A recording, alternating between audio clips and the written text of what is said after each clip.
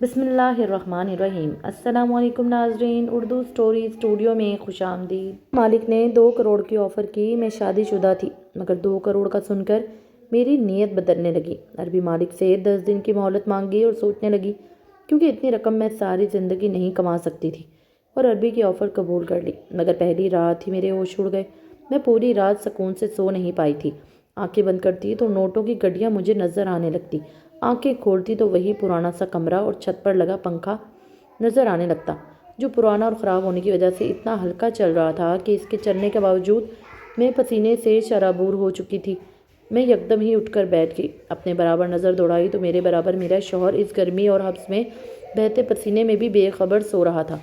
कल तक तो मैं गर्मी में भी यूं ही सो जाया करती थी, लेकिन जो वाक़या आज रोनमा हुआ था, इसने नींदें उड़ा के रख दी थी। मैंने अपनी अरबे मालिक से बस 2 दिन की मोहलत मांगी थी, और मैं जब से घर वापस आई थी मुसलसल सोच रही थी कि क्या करूं और क्या ना करूं।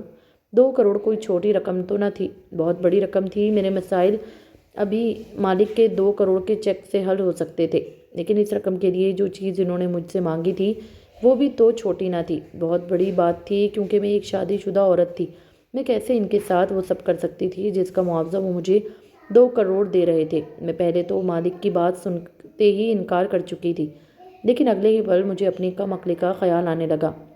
मैंने कहा, मुझे 2 दिन की मोहलत दें, मुझे सोचने के लिए वक्त चाहिए। वो कहने लगे, 2 दिन से ज़्यादा का वक्त नहीं दे सकता, मुझे आप 2 दिन तक जवाब दे दीजिएगा। मैंने हामी भर ली और घर लौट आ गई। जब से घर आई थी, मेरा सारा ध्यान मालिक की इस बात को सोचने जा रहा था। मैं एक फैक्ट्री में जॉब करती थी, वहाँ बच्चों के रेडीमेड कपड़े तैयार किए जाते थे, और मैं इन ख़वातीन पर सुपरवाइज़र थी जो वहाँ कपड़े सिलाई करती थी। हालांकि वहाँ मुझसे पहले भी 2 ख़वातीन सुपरवाइज़र का काम सरअंजाम दे रही थी, लेकिन मालिक जिस कदर मेरे साथ नरमी और प्यार से पेश आते थे, बाकी स्टाफ के साथ इनका रवैया वैसा ना था।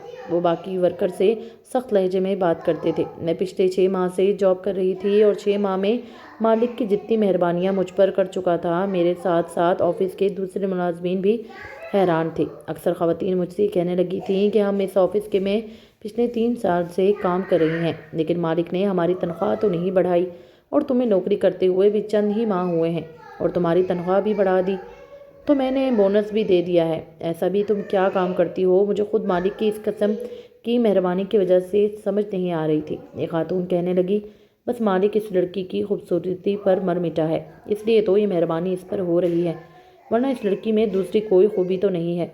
ये बात सुनकर मुझे उस पर गुस्सा आने लगा। मैंने कहा, ज़बान संभाल कर बात करो। अगर मालिक मुझे तुम लोगों पर तरजीह दे रहा है तो जाकर मालिक से पूछो, मुझ पर इल्ज़ाम तराशी करने की ज़रूरत नहीं है। मैं भी चिल्लाकर बोली थी। मेरा लहजा बुलंद हुआ तो बहुत से स्टाफ के लोग जमा हो गए। वो खातून भी मुझसे लड़ने लगी। बात मालिक तक पहुंच गई। जब मालिक वजह पूछने लगे तो मैंने बिना लिहाज और मुरव्वत की वो सब बातें बता दी जो मालिक के हवाले से ख़वातीन के माबैन मौजू एक गुफ्तगू बनी हुई थी। जब सबके सामने ये बातें मैंने बताई तो मालिक की घुटती नज़र सब ख़वातीन पर थी, और वो ख़वातीन मालिक के तेवर देखकर शर्मिंदा सी हो चुकी थी। मालिक ने कहा कि इस फैक्ट्री का मालिक मैं हूँ, मेरी मर्ज़ी, जिसके जितनी चाहे तनख्वाह बढ़ाऊँ। आप लोग कौन होते हैं? किसी की किरदारकशी करने वाले। मालिक के सख्त गिर लहजे पर सब ख़वातीन की बोलती बंद हो गई थी। मालिक ने कहा कि आइंदा किसी ने इस किस्म की बातें फैलाने की कोशिश की तो मैं इसको नौकरी से निकाल दूंगा। मालिक की धमकी काम आ गई थी, और मेरी जान को भी सुकून हो गया था, लेकिन शायद यही मेरी एक गलत सोच थी। चंद दिन बाद यह हकीकत जब मेरे सामने आई तो मैं चकरा कर रह गई। एक दिन मालिक ने मुझसे कहा कि फैक्ट्री बंद होने के बाद मैं ऑफिस में ही रहूं, मैं कहीं ना जाऊं। इन्हें मुझसे फिर ज़रूरी बातें करनी है। ये सुनकर मुझे हैरत हुई थी। जब तमाम वर्कर छुट्टी के बाद यहाँ नहीं रुकते थे तो मैं क्यों रुकती, और फिर वो भी अकेले, क्योंकि ये हुक्म सिर्फ मेरे लिए सादिर हुआ था। छुट्टी के बाद तमाम ख़वातीन जा चुकी थी, और दूसरे वर्कर भी आहिस्ता आहिस्ता जा रहे थे, लेकिन मालिक बड़े सुकून तरीके से अपने ऑफिस के कमरे में बैठे थे। मैंने ज़रा सी दरवाजे को दस्तक दी ताकि इनसे कहूँ कि यही जो काम है मुझे बता दें, वरना मैं भी छुट्टी करूँ। मेरी दस्तक पर मालिक ने मुझे अंदर आने की इजाज़त दी, लेकिन मैं अंदर नहीं आई थी। बस दरवाज़ा खोला और दरवाजे की दहलीज पर खड़ी हो गई। मैंने कहा, मालिक जी कहिए, क्या कहना है? मालिक कहने लगा, यूँ तो बात नहीं हो सकती, आप अंदर आएँ, यहाँ बैठे मेरे सामने, मुझे आपसे बहुत ज़रूरी बात करनी है। मैंने अपनी कलाई पर पहनी घड़ी की तरफ देखा और फिर गहरा सांस खारिज किया और कुर्सी पर बैठ गई। लेकिन हैरत मुझे इस वक्त हुई जब मालिक ने कोई बात नहीं की। بلکہ وہ تو مجھے بس غور سے دیکھ رہے تھے اور ساتھ ساتھ مسکراتے رہے تھے۔ مالک کی نظروں سے میں تجرب کا شکار ہونے لگی، اور اس کے بعد جو کچھ مالک نے مجھ سے کہا، میرا تو دماغ کھول کے رہ گیا تھا۔ کہنے لگے، آپ واقعی بہت خوبصورت ہیں، آپ کو دیکھ کر تو میری طبیعت باغ باغ ہو جاتی ہے۔ اپنے مالک کی اس قسم کی بات سن کر میں نے انہیں بڑے غصے سے دیکھا تھا، بجائے وہ شرمندہ ہونے کے مسکرانے لگے۔ میں نے کہا، آپ کو شرم نہیں آتی مجھ سے اس قسم کی باتیں کرتے ہوئے؟ میں نے کہا، مجھے آپ کی نوکری نہیں کرنی، ویسے بھی میں اتنی دیر تک یہاں آپ کے فضول گفتگو نہیں سن سکتی۔ میرا شوہر گھر پر پہنچ چکا ہوگا اور میرا انتظار کر رہا ہوگا۔ میرے منہ سے یہ بات سن کر میرے مالک نے حیرت سے مجھے بھیدا دیکھا تھا۔ کہنے لگے، کیا آپ شادی شدہ ہیں؟ میں نے کہا، جی ہاں۔ میں نے دیکھا کہ یہ سن کر میرے مالک کا چہرہ متغیر سا ہو گیا۔ وہ خاموش ہو گیا، لیکن کچھ دیر کے بعد پوچھنے لگا کہ اگر آپ کا شوہر ہے اور جاب کرتا ہے تو پھر آپ نوکری کیوں کر رہی ہیں؟ میں نے کہا، میرے شوہر کی تنخواہ بہت کم ہے اور اسی لیے اپنے شوہر کو سپورٹ کرتی ہوں، اس لیے نوکری کر رہی ہوں۔ ہم دونوں کماتے ہیں تبھی ہمارا گھر چلتا ہے۔ میری بات سن کر وہ بولا، ٹھیک ہے، آپ جا سکتی ہیں، اور اگر آپ کو میری کوئی بات بری لگی ہو تو میں اس کی معذرت چاہتا ہوں۔ آپ کل سے ڈیوٹی پر آ جائیے گا۔ وہ کافی سنجیدگی سے کہہ رہا تھا۔ میں اٹھ کر اس کے کمرے سے باہر نکل گئی، آفس سے باہر چلی گئی۔ شوہر بھی نوکری کرتا تھا اور میں بھی۔ ہماری شادی کو 1 سال ہی ہوا تھا، لیکن ہماری ابھی تک کوئی اولاد نہیں ہوئی تھی، اور ہم خود بھی ابھی پیدا نہیں کرنا چاہتے تھے، اس لیے کہ ہمارے حالات اس بات کی اجازت نہیں دیتے تھے۔ ہم چاہتے تھے کہ پہلے دونوں نوکری کر کے اپنا گھر خرید لیں، اپنی تنگی کو دور کریں، پھر ہم اولاد کے بارے میں بھی سوچیں گے۔ اس معاملے میں ہم دونوں میاں بیوی کی ایک ہی رائے تھی۔ ایک دن تو میرا مالک خاموش رہا، لیکن چند دن کے بعد اس نے مجھ سے کہا کہ وہ مجھ سے بہت ضروری بات کرنا چاہتا ہے۔ میں نے کہا، آپ مجھ سے کیا بات کرنا چاہتے ہیں؟ وہ کہنے لگا کہ میں بہت مجبور ہوں، اگر آپ میری مجبوری حل کر دیں گی تو میں آپ کی پریشانی کو دور کر سکتا ہوں۔ میں نے پوچھا کہ آپ کی بات کا مطلب نہیں سمجھی، اور میں نے واقعی نہیں سمجھی تھی، پر جب اس نے مجھے بتائی کہ وہ سن کر میرا دماغ چکرا کر رہ گیا۔ اس نے کہا کہ مجھے ابھی 2 کروڑ کی رقم دینے کو تیار ہے، لیکن بدلے میں مجھے اس کی بات ماننی پڑے گی۔ وہ بات اتنی معمولی سی تو نہ تھی کہ جو میں مان جاتی۔ پہلے تو میں نے جٹ سے انکار کر دیا، لیکن اس نے مجھے کہا کہ میں اسے سوچ کر جواب دوں۔ میں سوچ میں پڑ گئی تھی، کیونکہ یہ رقم بہت بڑی تھی اور میری ضروریات اور مسائل کا حل بھی تھی، اس لیے میں نے 2 دن کی مہلت مانگی۔ پھر جیسے ہی میں اٹھ کر اس کے کمرے میں سے باہر جانے لگی تو اس نے مجھے کہا کہ وہ 2 دن سے زیادہ کا وقت نہیں مجھے دے سکتا، میں اسے 2 دن کے اندر اندر جواب دے دوں۔ مسئلہ یہ تھا کہ مجھے اب اپنے شوہر سے یہ بات کرنی تھی۔ اب تک ہم دونوں میاں بیوی ایک دوسرے کا ساتھ دے رہے تھے اور ایک دوسرے کو سمجھ کر اپنے حالات کو بہتر بنانے کے لیے دونوں ہی تنگو دور میں لگے ہوئے تھے، لیکن اب جو بات میں اپنے شوہر سے کرنے والی تھی وہ چھوٹی نہیں تھی۔ مجھے 80% اس بات کا یقین تھا کہ وہ انکار کر دے گا، بس 20% ہی امید تھی کہ شاید مان جائے اور مجھے سمجھنے کی کوشش کرے۔ بات مان جاتا ہے تو بس 1 سال کی تو بات، پھر اس کے بعد میں تو ہم مالا مال ہو جاتے ہیں اور بڑی خوشحال زندگی جی سکتے تھے۔ لیکن وہ بات اتنی بھی عام نہ تھی کہ میں اپنے شوہر سے بے تکلف ہو کر کہہ رہی تھی۔ مجھے تو یہ ڈر بھی تھا کہ کئی غصے میں وہ میرے منہ پر تھپڑ ہی نہ مار ڈالے، کیونکہ بات اس کی غیرت پر جا کر لگتی تھی، اور کوئی بھی مرد اپنی غیرت پر ایسی بات برداشت نہیں کرتا۔ میری پوری رات آنکھوں میں دوسری تھی، میں بس یہی سوچ رہی تھی کہ شوہر سے کیسے بات کروں۔ میرے پاس صرف 2 دن تھے جس میں مجھے ایک فیصلہ کرنا تھا۔ ہماری اخراجات زیادہ اور وسائل کم تھے۔ جو ہماری حالت تھی، ہم تو دونوں مل کر کام کرتے تھے، تب جا کر مہینہ گزر جاتا تھا۔ بس تنخواہ میں ہم کبھی بھی اپنا گھر نہیں بسا سکتے تھے، حالانکہ میں محنت اس لیے کر رہی تھی کہ تاکہ میں پیسوں کو جمع کر کے اپنا ذاتی گھر خرید سکوں، تاکہ یہ کرایہ کا جھنجھٹ سے ہماری جان چھوٹ جائے۔ میں فیکٹری میں بھی غائب دماغی سے گئی تھی، اور دماغ بس یہ کی بات چل رہی تھی کہ ایسا کیا کہوں کہ میرا شوہر میری بات مان جائے۔ رات کو میں نے اپنی میاں کا پسندیدہ مٹن قورمہ بنایا۔ کھانا دیکھ کر تو اس کا چہرہ چہک سا گیا تھا، پھر کہنے لگا، مت بنایا کرو، اتنی مہنگی چیز ہے، جانتی ہو نا گوشت کتنا مہنگا ہو گیا ہے، یہی ہمارے 4 دن سادہ کھانے سے آرام سے گزر جاتے ہیں۔ اس نے پلیٹ میں مٹن قورمہ ڈالتے ہوئے کہا۔ میں نے کہا کہ ہم ساری زندگی یہی سوچتے رہیں گے کہ یہاں سے پیسے بچا لیں تو وہاں کام آ جائیں گے، کبھی یہ نہیں ہو سکتا کہ ہم بنا سوچے سمجھے خرچ کریں، جو چیز چاہیں کھائیں پئیں خریدیں۔ میری بات سن کر وہ کہنے لگا، حالات تمہارے سامنے ہی ہیں، ہمارے نصیب میں یہ سب عیش نہیں۔ اس نے روٹی کا نوالا توڑا اور کھانے لگا۔ میں نے کہا مجھے ایک آفر ہوئی ہے کہ اگر تم میرے ساتھ دو تو ہم 1 سال میں کروڑ پتی ہو سکتے ہیں۔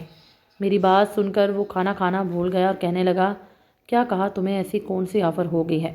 میں نے ڈرتے ڈرتے دھیرے دھیرے سے بات بتا دی۔ بڑی خاموشی سے اس نے میری بات سنی لیکن کھانا وہیں چھوڑ دیا۔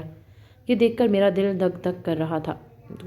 کچھ دیر کوئی نہیں سوچتا رہا اور میری جانب دیکھتا رہا۔ میں اس کے جواب کی منتظر تھی، سمجھ نہیں پا رہی تھی کہ اس سے پوچھوں یا نہ پوچھوں۔ پھر میں نے کہا کہ میں سوچ رہی ہوں کہ گھر جا کر اپنے مالک کو انکار کر کے۔ یہ بات سن کر اس نے میری طرف دیکھا، کہنے لگا، تم نے مجھے بڑے امتحان میں ڈال دیا ہے، لیکن جو آفر تمہارے مالک نے کی ہے وہ رقم اتنی زیادہ ہے کہ میں سمجھ نہیں پا رہا کہ تمہیں کیا جواب دوں۔ شاید وہ بھی میری ہی کیفیت سے گزر رہا تھا جیسے میں سمجھ نہیں پا رہی تھی۔ اس کی بھی سمجھ میں نہیں آ رہا تھا کیا کرے اور کیا نہ کرے۔ پھر اس نے مجھے کہا کہ ٹھیک ہے، تم اپنے مالک کی بات مان لو۔ اصل میں میرے مالک نے یہ کہا تھا کہ وہ بے اولاد ہے اور اس کی بیوی بانجھ ہے، اسے اولاد نہیں دے سکتی اور وہ اپنی بیوی کو چھوڑ نہیں سکتا کیونکہ سارا کاروبار تو دولت اس کی بیوی کے نام ہے۔ وہ کہنے لگا، تو اسے خوبصورت بچہ چاہیے اور کیونکہ میں خوبصورت ہوں، مجھے دیکھ کر اس کو یہ خیال آیا تھا، اس لیے میں تم پر زیادہ مہربانیاں کر رہا تھا۔ اگر تم غیر شادی شدہ ہوتی تو مجھ سے شادی کے بعد، بچہ ہونے کے بعد طلاق لیتی، لیکن مجھے صرف اولاد کے لیے شادی کرنی ہے۔ اب تم شادی شدہ ہو تو مجھے اس بات کی فکر نہیں، اگر تمہارا شوہر راضی ہو جائے تو وہ تمہیں طلاق دے دے اور میں تم سے عدت پوری ہوتے ہی نکاح کر لوں گا۔ جیسے ہی میری اولاد ہوگی میں تمہیں طلاق دے دوں گا۔ عدت پوری ہوتے ہی تمہارا شوہر تم سے دوبارہ شادی کر لے گا۔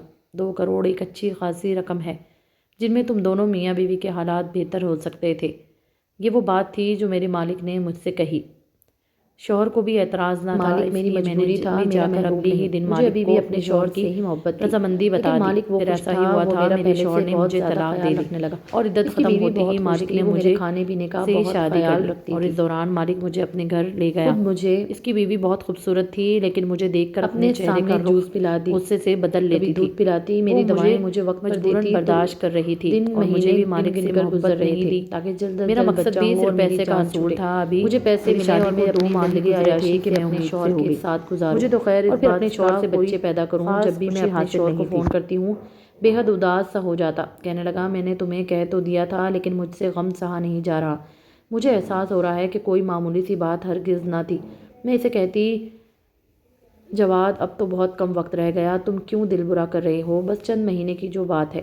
جیسے ہی بچہ ہوگا مالک مجھے طلاق دے دے گا اور عدت پوری ہوتے ہی ہم دوبارہ سے نکاح کر لیں گے اور ہماری زندگی کی تمام مشکلات دور ہو جائیں گی۔ ہم بہت خوبصورت سا گھر خریدیں گے جس میں ہر آسائش ہوگی، گاڑی لیں گے، گھومیں گے پھریں گے۔ میری بات سن کر وہ فون بند کر دیا کرتا تھا۔ میری آنکھوں میں تجھے جیسے خواب سجنے لگے تھے۔ جیسے جیسے وقت گزر رہا تھا، 2 کروڑ سے میں نے کہاں کہاں خرچ کرنی ہے، میں یہی سوچتی رہتی تھی۔ پھر وہ وقت آ گیا، میرا انتظار ختم ہوا۔ میں نے ایک بیٹی کو جنم دیا تھا۔ بچہ ہوتے ہی میں نے بچہ مالکن کے حوالے کیا اور خود اپنے شوہر کے پاس چلی گئی، لیکن گھر کے دروازے پر دستک دیتے تھے میرے ہاتھ تھک گئے تھے لیکن کسی نے دروازہ ہی نہیں کھولا تھا۔ میں نے محلے داروں سے کہا کہ دروازہ توڑ دیں۔ مجھے پتا تھا کہ جواد اس وقت گھر میں ہی ہوتا ہے، کہیں نہیں جاتا، پھر وہ کیوں دروازہ نہیں کھول رہا تھا؟ میرا دل بے حد خوف زدہ تھا۔ محلے داروں نے جیسے ہی دروازہ توڑا تو میرا شوہر صحن میں گرا پڑا تھا۔ میں چیخنے چلانے لگی لیکن بہت دیر ہو چکی تھی، تو شاید میرا غم برداشت نہیں کر پایا اور دنیا سے چل بسا۔ میرے روتے ہوئے 4 دن گزر گئے تھے۔ میرے پاس کوئی راستہ نہیں بچا تھا سوائے اس کے کہ میں مالک کے پاس واپس چلی جاتی، اسے کہتی کہ مجھے وہ سہارا دے کیونکہ میں اس کے بچے کی ماں ہوں۔ لیکن جیسے ہی میں مالک کے گھر پہنچی، مالک بہت خوش تھا، اپنی بیوی کو اپنے ساتھ لگائے بچے کو بھی گود میں اٹھا کر پیار کر رہا تھا۔ مجھے دیکھ کر مسکرانے لگا، کہنے لگا، بہت جلدی تھی تو میں اپنے شوہر کے پاس جانے کی۔ ارے اپنے 2 کروڑ کا چیک تو لے لیتی جاؤ جس کی خاطر ہم نے ہی سب کچھ کیا ہے۔ اس نے جیب سے چیک نکال کر مجھے تھما دیا اور ساتھ میں ایک پیپر بھی، کہنے لگا، یہ تمہاری رازداری کا پروانہ ہے، میں نے تمہیں طلاق دے دی ہے، تم جا سکتی ہو۔ یہ سن کر تو میرے دماغ میں دھماکے ہونے لگے تھے۔ پیسے تو آ گئے تھے لیکن میں بے سہارا ہو گئی تھی، تنہا رہ گئی تھی، جس کی وجہ خاطر انہوں نے اتنا بڑا قدم اٹھایا۔ نہ تو وہ شوہر رہا تھا اور نہ ہی مالک کی زوجیت میں رہی تھی، پیسوں کی لالچ نے مجھ سے ساتھی چھین لیا تھا۔ تو ناظرین، یہ تھی آج کی ہماری ویڈیو۔ اگر آپ ویڈیو پسند آئی ہو تو لائک شیئر ضرور کیجیے گا، اور ہاں، اگر ابھی تک آپ نے ہمارا چینل سبسکرائب نہیں کیا تو پلیز ضرور سبسکرائب کر دیجیے گا اور بیل آئیکن کو آن کر دیجیے گا تاکہ ہر آنے والی ویڈیو کا نوٹیفیکیشن آپ کو بر وقت مل سکے۔ شکریہ۔